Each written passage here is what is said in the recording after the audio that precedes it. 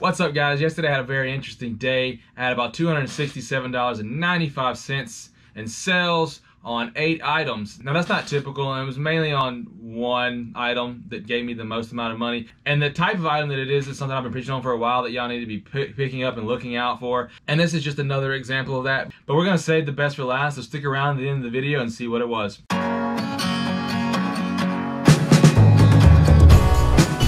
Now the first item that sold was this Disney Store exclusive Thumper plush. It was about 13 inches long, and this is a character from the Bambi movie. I usually do really well with Disney plush stuffed animals. They don't always give me the most amount of money, but they always sell and are usually pretty quick. And I am okay with taking a lower profit on items like these. I really do enjoy listing and selling stuffed animals. They're easy to clean, they're easy to list, they're easy to store, and they're easy to mail. And I'm a big fan of easy. I don't always make a lot. I usually sell them for about an $8, $9 minimum. And typically my buy-in on this type of item is usually about 25 cents to 50 cents.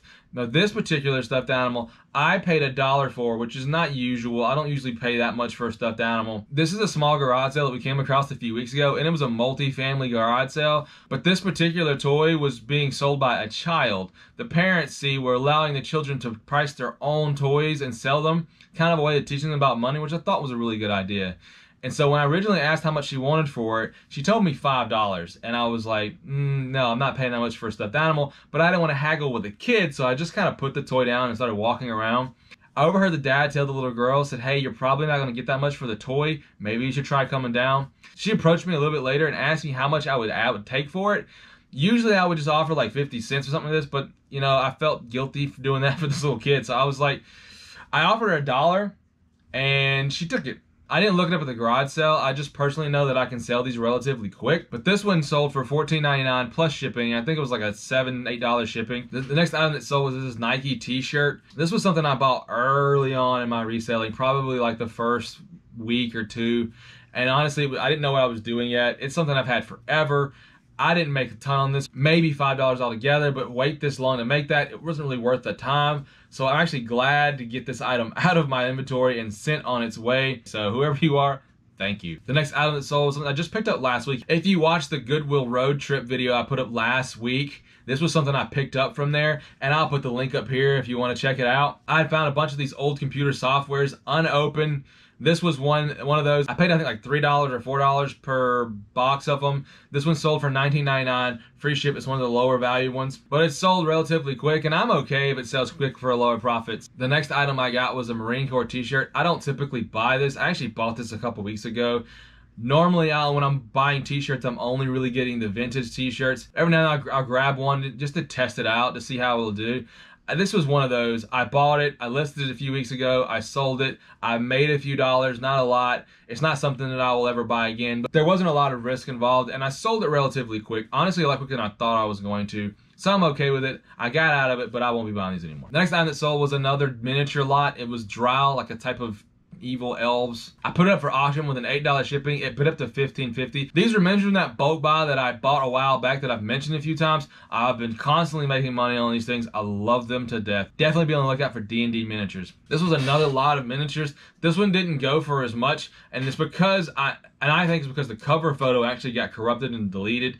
These are not the miniatures that were in that lot. There were actually 10 miniatures. There's only a picture of 5. I think that has something to do with some of the problems of the listing itself. If your pictures get corrupted, guys, please replace it. Don't do like I did and just put it off and then forget all about it and then it not go for as high as one. Ultimately, I'll have only missed out on like $5, so it's not the end of the world, but it could have been way worse. Once again, another listing. I put it for auction, $8 shipping, let it bid up.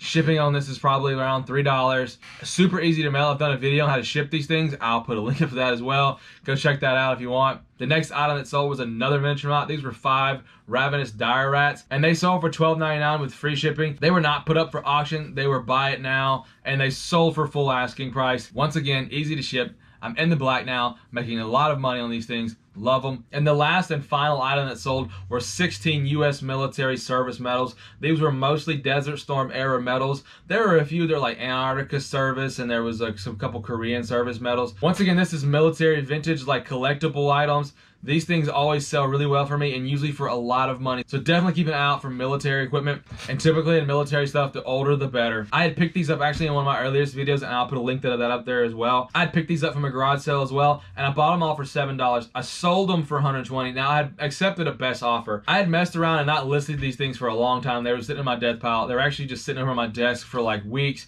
I finally just broke down. I listed them the night before last, and I was asking for like $140.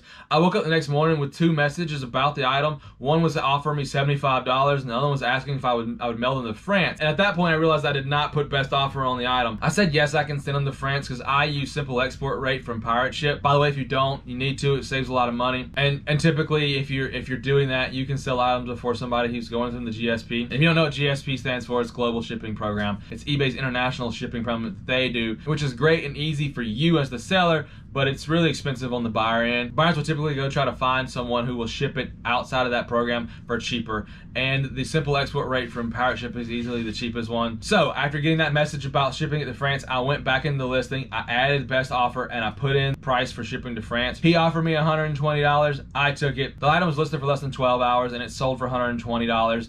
Once again, $7 into this super quick flip. All right, guys, thanks for watching. If you did like this video or got any value from it, please give it a thumbs up. If it is the type of video that you do like, give me a subscribe, hit the notification bell so you don't miss any of my future videos. Y'all have a good night.